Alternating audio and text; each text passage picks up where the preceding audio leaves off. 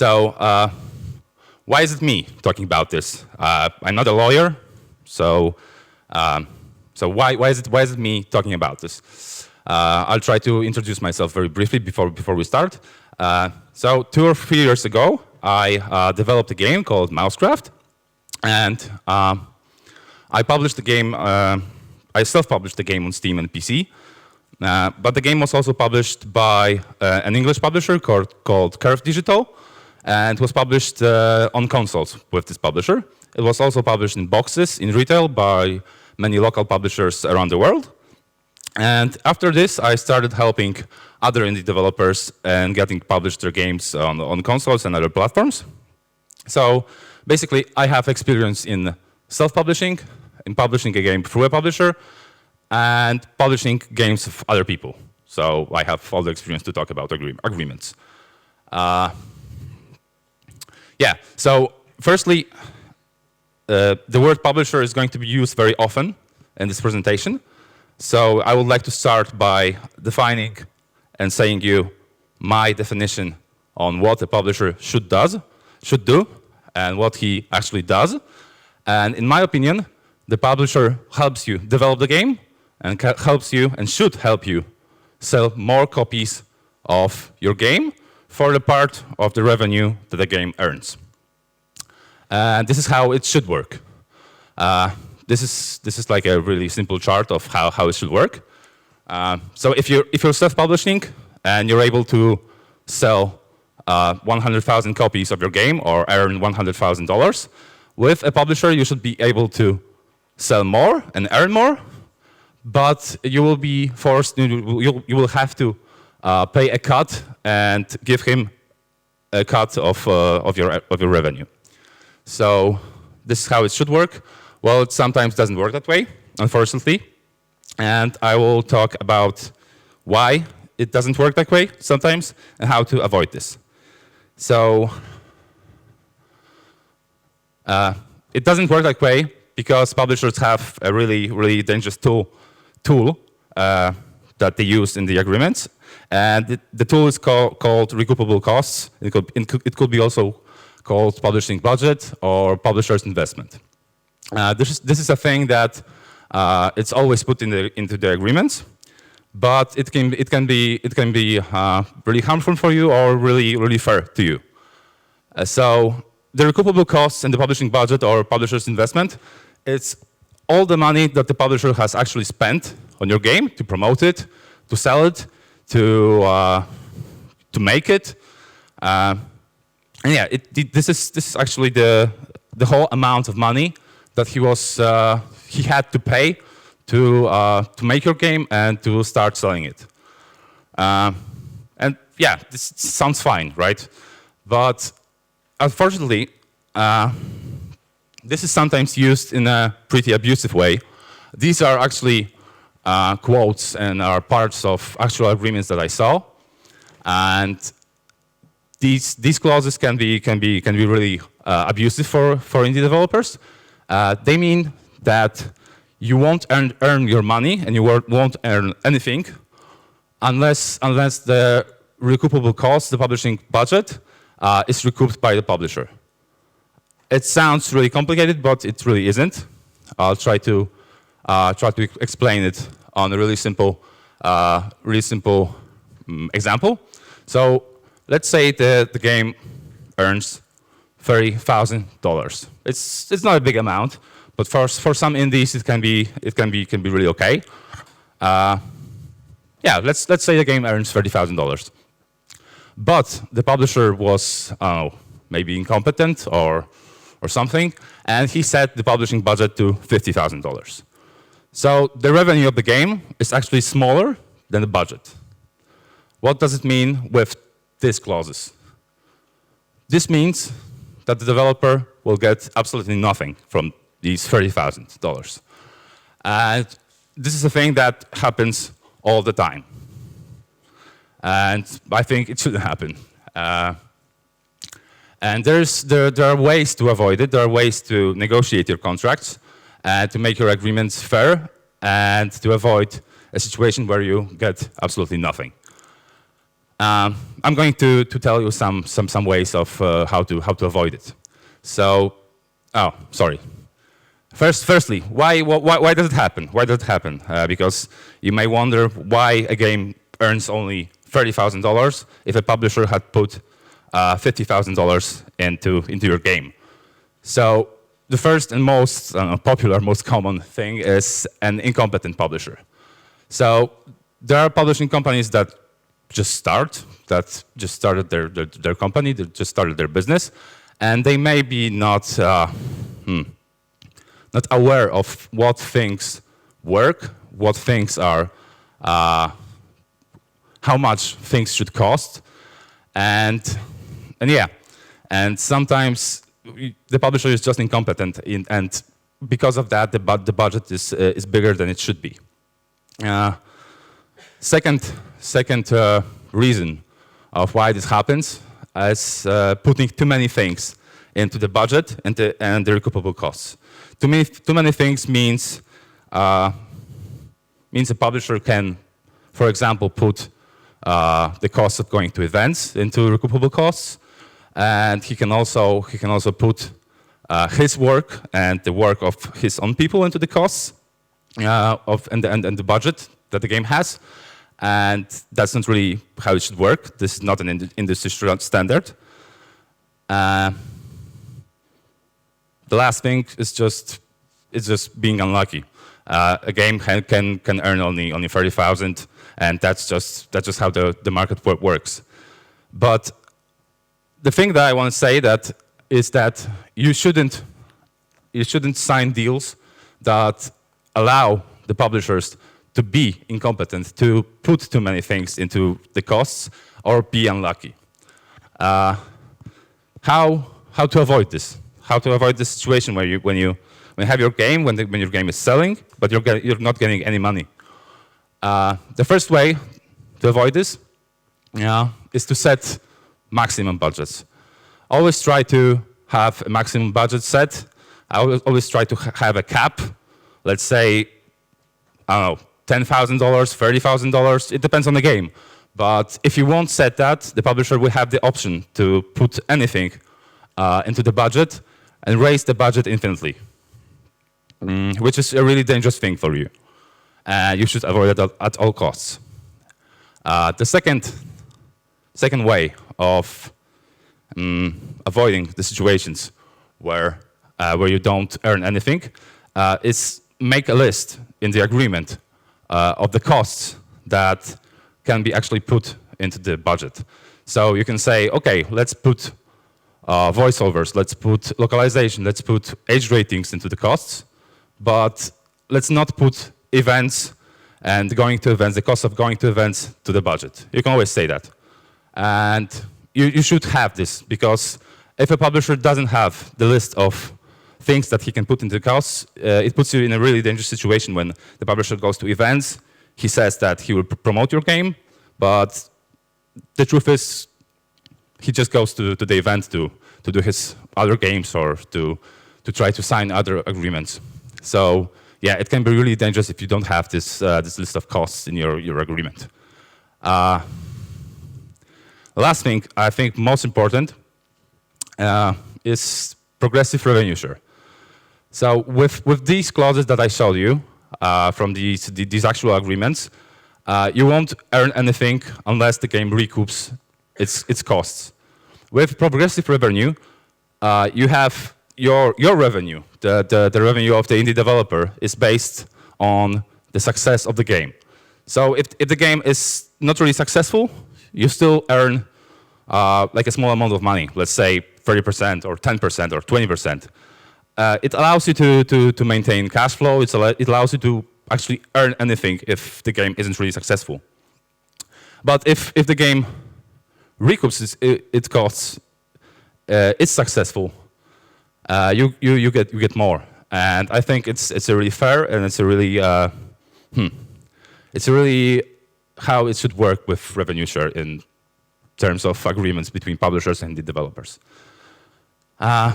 If you won't be able to negotiate the progressive revenue share, or you won't be able to negotiate these two things, three things, you can always ask a publisher for advance. This is not a thing that he will be wanting to give you very, very eagerly, but you can always try it. Advance means that you get a fixed fee that's added to the recoupable costs, and yeah, you're just safer for the first few months of when the game sells on the market. But yeah, this is only one clause, and I've been talking about for about 5 minutes about it. But there can be other really harmful things in the agreements between publishers and indie developers. Firstly, always have a right of termination in your agreement. Always try to. I know it sounds really negatively to think about the termination of the agreement when you enter it, when you negotiate it. But you should always negotiate this with a publisher, because if you won't have this specified in the agreement, you can end up in a situation where the publisher doesn't do his work, doesn't promote your game, doesn't send you revenue, doesn't send you sales reports, and he still maintains the right to publish your game. And that's not really how it should work, because he should be getting the revenue share for his work and not for signing the agreement. Yeah, second thing, try to not sign an agreement for a game.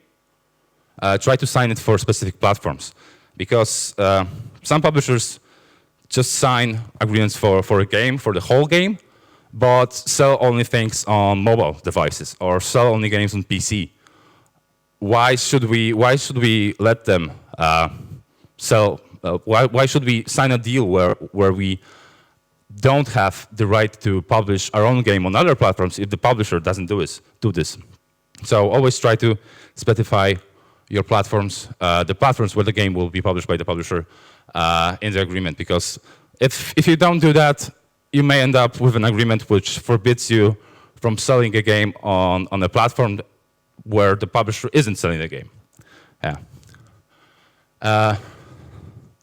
Also, always try to make the publisher to commit to a marketing plan, because without the marketing plan, you won't be able to estimate when's the release date, what's the planned way of promoting the game, and you won't be able to ask him about why he's not fulfilling the plan if the plan isn't specified in the agreement. I think this is really important, and that you should always have a marketing plan, maybe even a marketing budget specified in the agreement. The last thing is IP ownership. In my opinion, I think that you should always try to maintain your IP. You should always try to maintain the IP and not sell it to the publisher. IP means that you can make a sequel, you can make a DLC, you can sell T-shirts with the logo of your game. It's the soul of your game, and you should always try to maintain it.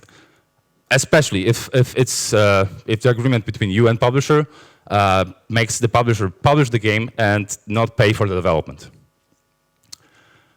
The last thing that I think that should be always put into publishing agreements is the duration of the agreement. You never know what will happen after 2, 3, 4, 5 years or 10 years, and you should always have a duration of the agreement set. Also, try to always put payment periods into your agreement, because you have to know when the payments will come. If it's monthly, if it's quarterly, you have to have those specified in the agreement. I really saw agreements that didn't have this specified, and the publisher was allowed to send the money basically whenever he wanted to. So this is not a really good agreement for the developer.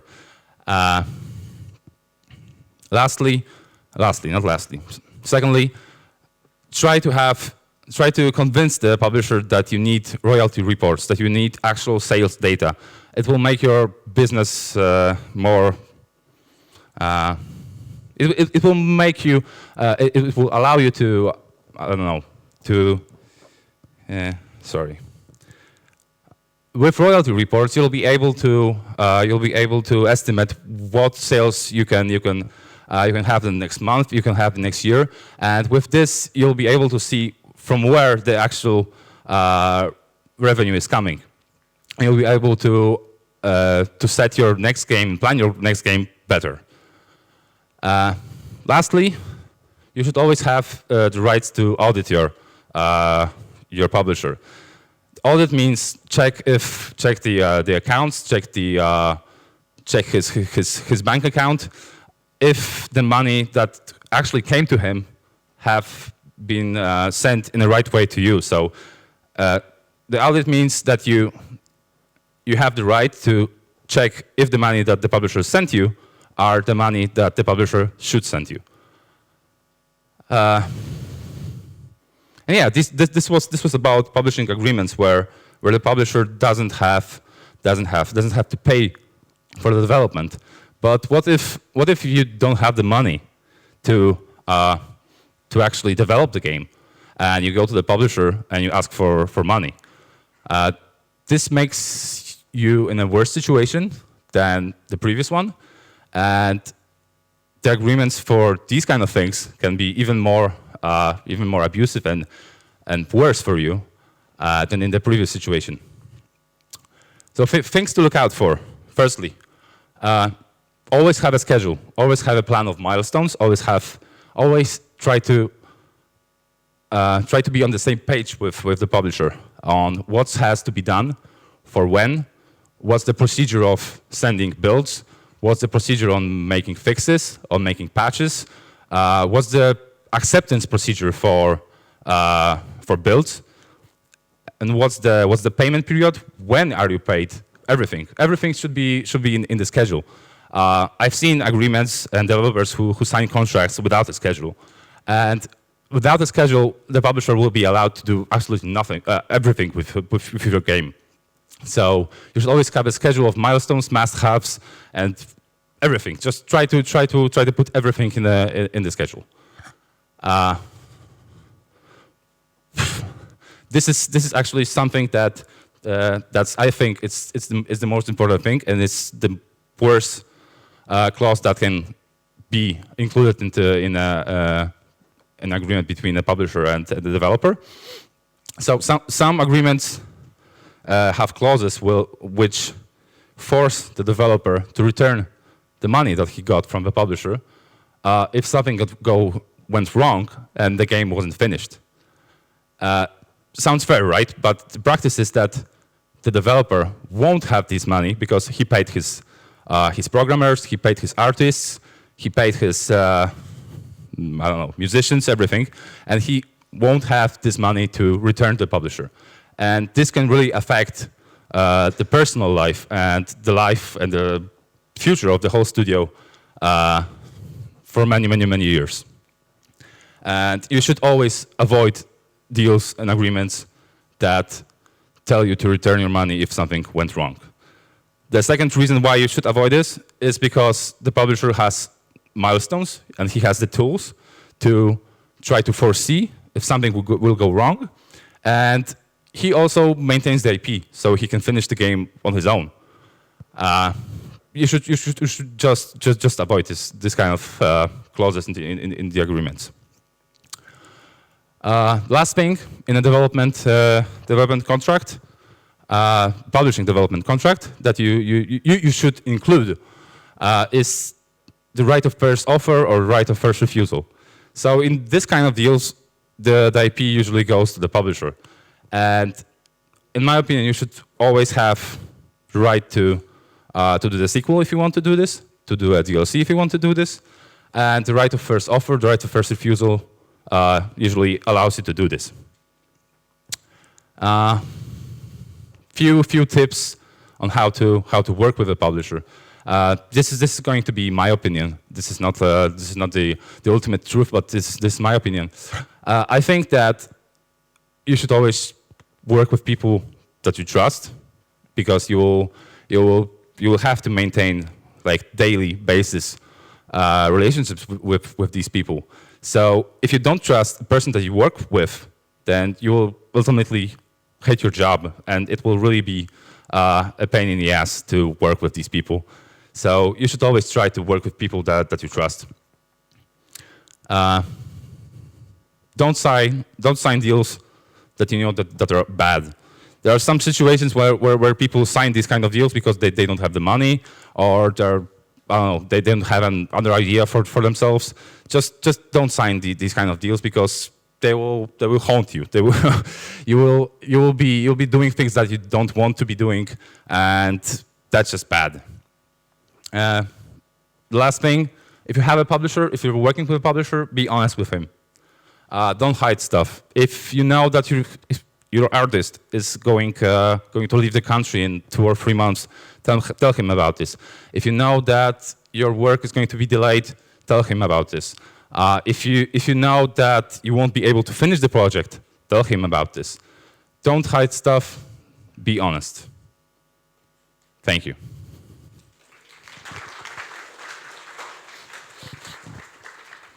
We still have some time for any questions from the audience. Yes.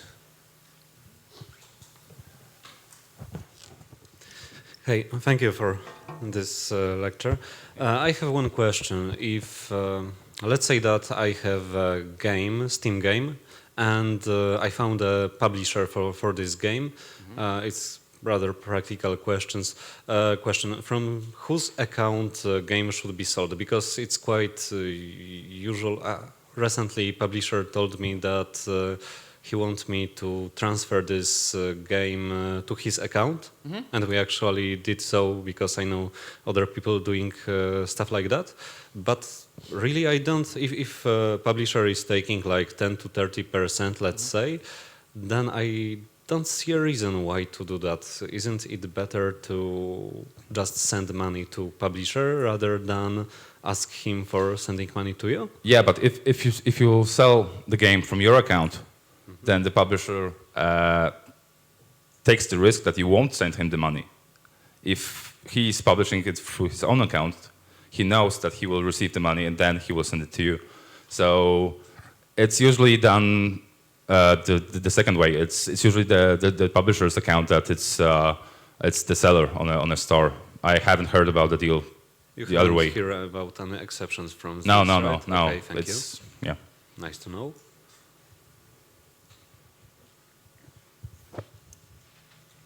Any more questions? If not, thank you, Tom, for the presentation. Thank you.